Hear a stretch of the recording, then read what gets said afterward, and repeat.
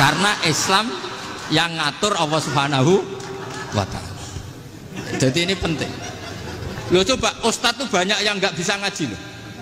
Tapi ya laku ya nggak masalah. Loh saya kemarin di Korea seminggu. Itu TKI jadi khotib, ada yang jadi mufti, ada yang jadi suriah. Itu ada yang di sana jadi suriah, pulang ke kampung angon kambing lagi. Loh itu teman saya kenal. Suriah Korea. Iya suriah Korea tapi. Artinya gini, bahkan masjid semua yang di Korea itu didirikan oleh TKI dan TKW. Mereka digerakkan Allah untuk mikir agama, karena agama ini milik Allah. TKI saja mikir. Makanya ini penting, yo dakwah tapi tauhidnya sing kenceng, jangan dakwah kenceng tauhidnya kendor. Itu bahaya betul. Saya ulang lagi ya, ini dawuh Habib Umar. Jadi kata beliau, fala budda an wattina kulubana, kita harus yakin seyakin-yakinnya bahwa semua kemungkinan itu mungkin. Makanya masyhur dalam tarikh ketika kafir Quraisy mau disiksa oleh para malaikat karena mereka sering menyakiti Nabi, kata Nabi gimana? Jangan. Saya berharap kalau bapaknya tidak mukmin, suatu saat anaknya mukmin. Masyhur dalam tarikh. Musuh Nabi besar siapa? Walid bin Mughirah. Punya anak Khalid bin Walid. Abu Lahab punya anak Jarrah, itu mukminah yang baik. Abu Jahal punya anak Ikrimah, itu mukmin yang baik. Di Indonesia lebih hebat lagi. Bapaknya ra iso maca Quran, anaknya hafid. Bapaknya utun ratamat SD, anaknya jadi dekan. Di Indonesia banyak orang nggak siapa-siapa, anaknya jadi presiden, anaknya jadi menteri.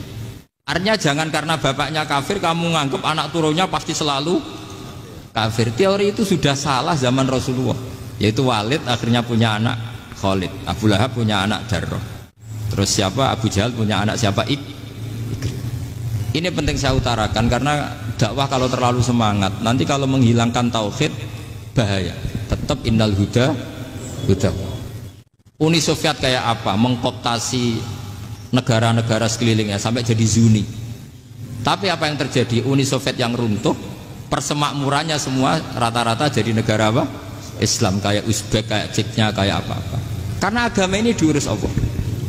Sehingga kalau tapi kamu ngitmai agama nggak apa-apa. Makanya istilahnya Habib Umar khodamah itu pelayan, nggak apa-apa. Kita ngitmai agama itu nggak apa-apa.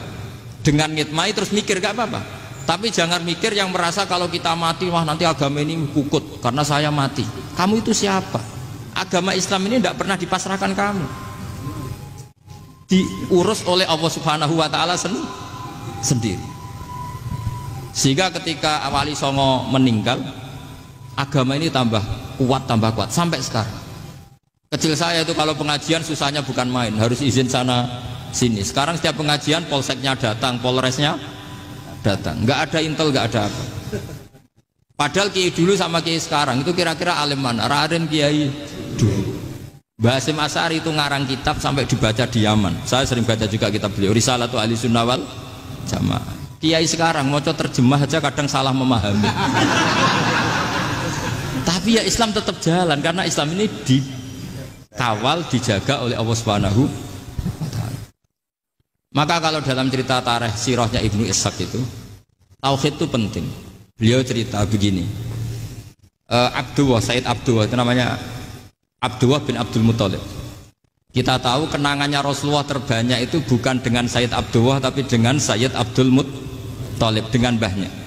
Karena Nabi itu mulai kecil dirawat oleh siapa? Mbahnya. Yaitu yang disebut Nabi ketika 2 bulan kan abahnya sudah meninggal. Ya saya baca ya, pakai bahasa Arab biar jadi bid'ah. Nanti kalau bahasa Indonesia ada bid'ah. Tidak betul ya? Diba atau berjanji sebenarnya itu kitab sejarah, berhubung dibaca bahasa Arab terus kayak mantra.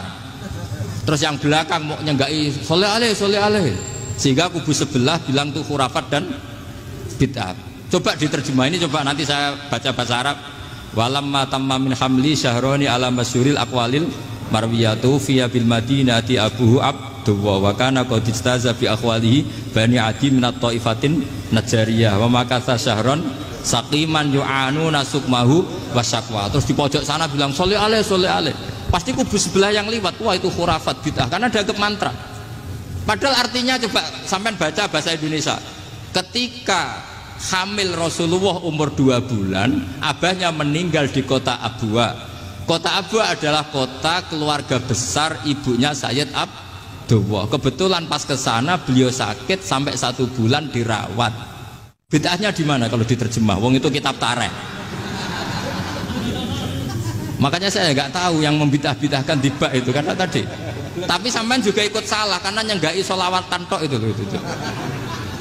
Jadi makanya saya bilang tadi kalau bahasa Arab bid'ah, kalau sudah terjemah bid'ah karena kelihatan kalau itu hanya kitab tar. Lo coba bid'ahnya di mana? Wa ba'du fa'aqulu wa Muhammad bin Abdullah bin Abdul Muthalib bin Hashim. Itu kalau diterjemahkan, kamu harus tahu siapa nama Muhammad. Muhammad punya abah siapa? Rasulullah Muhammad Abdullah. Punya abah siapa? Abdul Mut. Punya abah siapa? Hashim. Coba baca gitu di kubu sebelah. Oh iya. Berhubung kok baca bahasa Arab. Wa ba'du fa'aqulu wa Muhammad bin Abdullah bin Abdul Muthalib bin Hashim. Jadi itu hanya salah baca saja. Maksudnya salah yang hukumi, bukan salah yang baca, salah yang apa? Hukumi. Sayyid Abdullah ini orang yang tauhidnya sangat kuat. Sayyid Abdul Muthalib lebih kuat lagi. Saya cerita sedikit betapa pentingnya tauhid. Ketika pasukan Abraha bawa pasukan gajah mau menyerang apa? Ka'bah. Itu sebelum menyerang itu semua aset-aset milik orang kafir Quraisy, milik orang Quraisy lah. Itu ditawan, diambil, termasuk milik Sayyid Abdul Muthalib, milik Abdul Muthalib.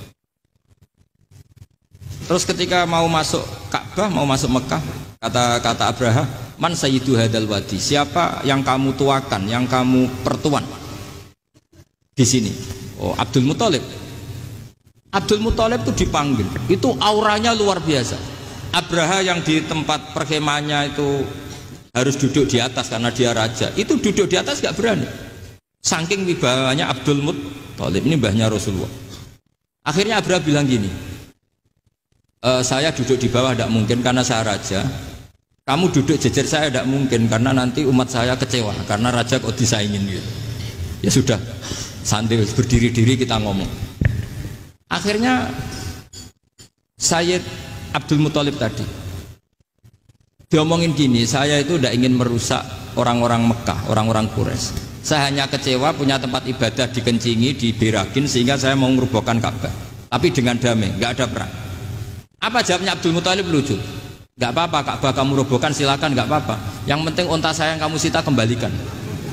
Harta saya yang 100 unta kamu sita kamu kembalikan. Itu Abraha kagetnya bukan main. Kaget karena kamu itu pemimpin apa? Tadi saya hormat kamu karena kamu tak anggap orang hebat. Hadhil Ka'bah dinu abaika. Ini Ka'bah itu agama kamu. Pas saya hancurkan kok kamu tenang-tenang saja. Padahal pas mau saya hancurkan kamu tenang-tenang saja, malah tanya unta kamu itu gimana? Apa jawabnya Abdul Muthalib? Inna lihadal baiti robban hamahu. Sebab Ka'bah itu ada yang punya dan pasti akan melindungi Ka'bah. Tapi kalau unta itu milik saya, ini urusan saya, ini unta. Jadi inna lihadal baiti robban hamahu itu tidak milik saya, itu ada yang punya. Ya sudah, biar yang punya aja yang jaga. Itu tidak urusan saya. Akhirnya unta dikembalikan, aman deh, untung double. Terus akhirnya dia ke Ka'bah. Fa'akhudha bi halaqatil bab. Karena dulu apa itu? Halaqatil bab. Karena dulu itu yang dipakai apa itu? Pegangan itu bentuknya apa? Bulat. Makanya diistilahkan halaqah apa? Bulat. Kalau sekarang halaqah ilmiah itu seminar. Jadi benar. Halaqah itu buruhi lain lagi. Iya. Pegang terus bilang gini, kata Abdul Muthalib, ya Allah, Ka'bah ini mau dihancurkan oleh Abraha. Ka'bah ini milik kamu. Saya mau ke gunung, mau melihat apa yang kau lakukan terhadap orang yang mau merusak Ka'bah. Terus Abdul Muthalib bilang ke umatnya, wa ya qaumi, ayo kita ke gunung melihat ma fa'ala rabbuna. Apa yang akan dilakukan Tuhan kita terhadap orang yang mau menghancurkan Ka'bah. Jadi santai saja. Santai. Terus Abdul Muthalib naik gunung sama orang-orang Quraisy. Abraha datang mau merusak Ka'bah, terus terjadi alam taro kaifa fa'ala rabbuka bi ashabil fil. Itu melihat. Dan betul Ka'bah dijaga Allah. Islam juga gitu. Ketika Islam dikooptasi Uni Soviet, semua ulama, semua wali perasaannya hanya nunggu kehancuran Uni Soviet karena pasti agama ini dijaga. Saya setiap sholat, setiap munajat ketika baca Rabbana lakal hamdu bil samawati wa mil'ul ardi. Dulu saya iskal itu janggal. Ya Allah, engkau zat yang layak dipuji, yang pujian itu memenuhi langit dan bumi. Pikiran saya kalau bumi ateis itu mujinya kayak apa? Tapi masya Allah ketika saya datang di Korea, bumi ateis ternyata di sana banyak masjid, banyak tasbih, bahkan ada sakduna di sana. karena Allah sudah ngendikan lakal hamdu mil'us samawati wa mil'ul ardi. Dan sekarang nyata, semua bumi ateis, bumi apa saja ada tasbihnya, ada tahmidnya. Makanya sadaqallahul adzim ketika ngendikan sanurihim ayatina fil afaq walladzi arsala rasulahu bil huda dinil haqqi liyuzhirahu 'alad dini kulli. Makanya saya mohon sekali bahwa agama ini harus kamu khidmah. Tapi enggak boleh kamu pikir. Atau dibaliklah, khidmah maka memikir. Tapi tidak usah GR bahwa agama ini diserahkan sampean. Saya juga agak ridho. Agama kok diurus orang-orang kayak gini, kayak apa nasibnya? Jadi ini penting karena rata-rata kiai alim itu tidak jelas. Terus oleh orang-orang yang nggak pernah ngaji itu, wah ini nggak jelas, nggak tegas. Islam itu harus tegas. Maksudnya tegas itu kayak apa? Tegas itu di wilayah kita. Kalau istri kamu mau diperkosa orang itu boleh tegas, itu wilayah kamu. Tapi kalau hidayat itu wilayahnya Allah Subhanahu wa Ta'ala, kita tidak pernah tahu. Bahkan yang sudah Islam saja, nyuwun sewu, itu nggak ada jaminan mati husnul. Kita tahu dalam sejarah Sa'labah itu dapat gelar hamamatul masjid, merpatinya masjid. Tapi kita tahu akhirnya Sa'labah itu apa? Su'ul khotimah. Sampai dalam Islam selalu diajarkan ya muqallibal qulub tsabbit qalbi ala dinik. Jadi kalau kita sendiri saja masih ingin selalu husnul khotimah, agak ada ruang untuk mudah menvonis orang lain. Makanya saya salut sekali ketika Habib Umar menulis kita semua ini mengkhidmati hadal kaun dan selalu berharap bisa saja suatu saat orang yang sedang kafir bisa saja suatu saat muslim. Nah soal kalau yang sama yang harbi menyerang kita ya tarung. Kalau artinya kalau yang merangi kita ya kita wajib perang, kalau enggak ya habis kita. Seperti kita lakukan ketika diserang Belanda. Tapi ketika mereka musta'man, dhimmi, mu'ahad, orang-orang kafir yang mau berdamai dengan kita ya kita damai. Sebagaimana yang dilakukan Rasulullah SAW ketika berdamai dengan kafir Quraisy yang dipimpin Suhail bin Amr. Masyhur itu dalam tarikh. Singkat cerita kan Sayyidina Ali ini pernah konflik sama orang Khawarij. Kata Sayyidina Ali, ya sudah lah, namanya kita musuhan, kita tidak usah ketemu, pakai mediator, kata Sayyidina Ali. Kata orang Khawarij, ini apa-apaan kok butuh mediator? Nggak ada Qur'annya, ada hadisnya. Kira-kira kalau Pak Sayyidina Ali orang Jawa, nggak ada apa tidak tahu. Walhasil Sayyidina Ali akhirnya baca ayat wa in khiftum shiqaqa bainihima fab'atsu hakaman min ahli wa hakaman min ahliya. Jika suami istri tengah konflik, maka yang keluarga suami kirim mediator, yang keluarga perempuan juga kirim. Terus kata Sayyidina Ali, wa amru ummati Muhammad a'dhamu min amri rajulin wa imra'atin. Kalau suami istri saja ketika konflik butuh mediator, apalagi ini kelompok besar pasti lebih butuh mediator. Akhirnya lalu mediatornya siapa? Kata Sayyidina Ali, ya siapa saja yang penting baik. Ditunjuk seseorang, diprotes sama orang Khawarij, ini orang nggak kredibel. Oh, terus Sayyidina Ali marah-marah. Rasulullah itu pernah berdamai dengan orang, bahkan orang itu kafir, yaitu Sulhul Hudaybiyah. Nabi itu berdamai dengan orang yang bernama Suhail bin Amr ketika itu kafir. Makanya ini menunjukkan bahwa musolahah ma'al kufar itu boleh demi kelangsungan bernegara, berbangsa. Kamu tidak usah meragukan reputasi NU. Ketika dulu kafirnya kafir harbi zaman Belanda, ya Mbah Hasim fatwa apa? Jihad.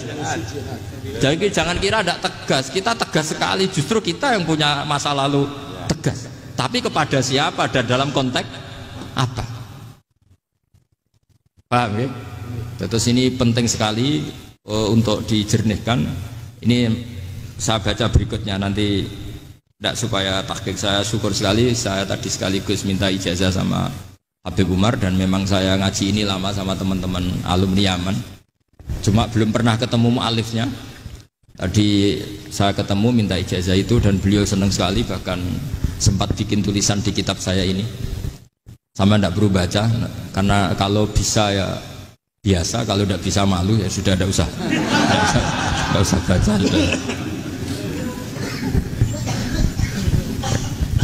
Terus ini kata beliau, ini masih saya teruskan. Nahnu min hadhil intilaqah naktasibu thabatana wa quwwata yaqinina wa illa fa fil ardi mu'aridun wa muntaqidun wa mukhalifun min akhyarin wa asyrarin sholihin wa fasikin muslimin wa kuffar. Kalau kamu punya satu metode ilmiah, metode dakwah, kamu harus siap, karena pasti ada yang menentang. Yang menentang itu ya mulai orang soleh, tidak soleh, orang macam-macam. Jadi kalau sudah punya manhaj, memang dari awal harus siap apa?